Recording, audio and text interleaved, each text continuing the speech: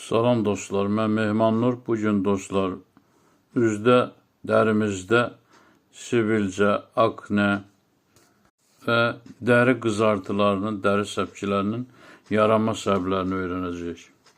Üzdə dəri və sivilcələr, səpki, qızartılı səpkilər, iltihaplı səpkilər çox vaxt yetkinlik dönəmində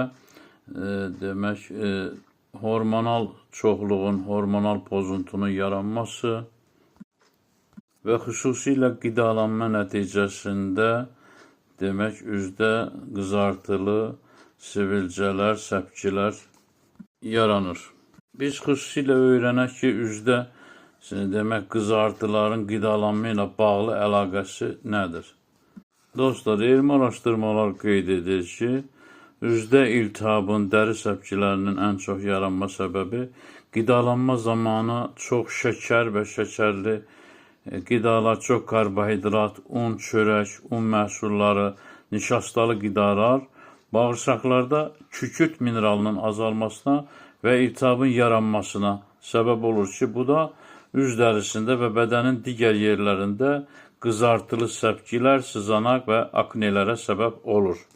Ondan əlavə elmi araşdırmalar qeyd edir ki, toxum yağları, insulinin artmasına səbəb olan digər qidalar, abur-cuburlar, market qidaları, alkoqollu içkilər də kükürdün azalması və iltihabın bədəndə çoxalması nəticəsində üzdə və dəridə sızanaqların, ekzemanın, irinli qızartıların, səpkilərin yaranmasına səbəb olur. Bəs görək kükürt nədir? Kükürt iltihabı İlk öncə söyleyeyim ki, kükürt təbiətdə yayılmış sarı rəngdə olan bir mineraldır. Sağlığımız üçün çox faydalıdır, lazımlıdır. Dəri problemləri, sızanaq, ekzema, serebreya kimi istifadə olunur. Antibakteriyal, antiseptikdir. Yəni kükürt insan orqanizmimizdə amin turşuları, metonin və sistein tərkibində olur ki, saç, dırnaq, dəri sağlığı üçün çox vacibdir. Antioksidandır. Bir ki, glutatyonla birlikdə bədəndə detoks və sərbəst radikallara qarşı savaşandır. Yəni, elmi araşdırmalar qeyd edir ki, üzdə və dəridə sivilcələrin, sızanaqların yaranma səbəbi qidalanma ilə, hormonal pozuntu ilə, xüsusilə sadaladıq ki, qidalar, karbohidratlar, nişastalı qidalar, çox şəkərli qidalar, un, çörək, taxıl məhsulları, bağırsaqlarda iltihaba səbəb olması, kükürt mineralının azalmasına bu qidalar səbəb olur və nəticədə üzdə və dəridə bədənin digər orqanlarında sızanaqlı qırmızı səpkilərə səbəb olur. Bəs biz necə edək ki, kükürt mineralı bədənimizdə və yaxud sulfir kimi tanınmış kükürt mineralı bədənimizdə azalmasın, hansı qidalardan və tərəvəzlərdən ala bilərik? Soğan və sarımsaq, turp kimilər, kələm, brokoli kimi, kələm kimilər fəsiləsinə aid olan tərəvəzlər, kükürtlü, sulfirli birləşmələrlə zəngindir dostlar. Ondan əlavə kənd yumurtası, heyvan ətləri, içalatları, kəllə paça, balıq, dana əti, quzu əti, heyvan iç orqanları, pendir və s.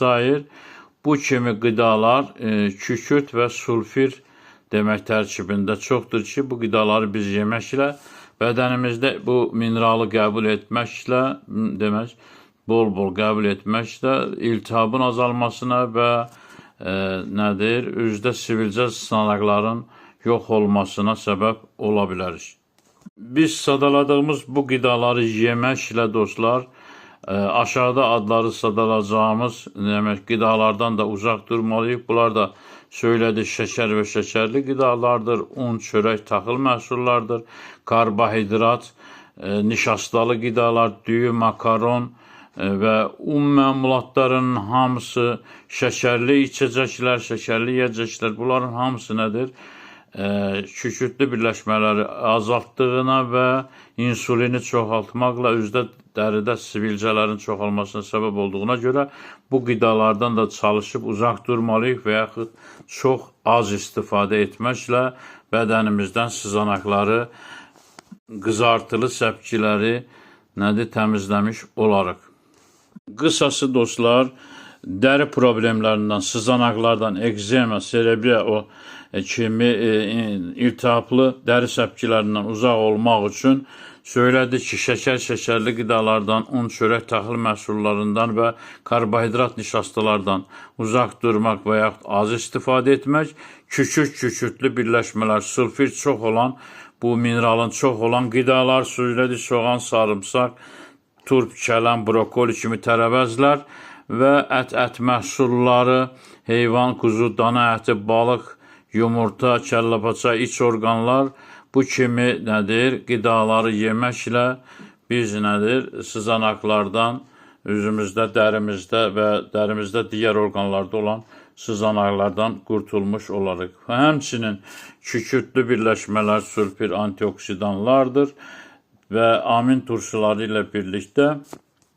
antioksidan kimi glutationla birlikdə bədəndə detoks və sərbəst radikallara qarşı bədənin iltihaplanmasından bizi qoruyur.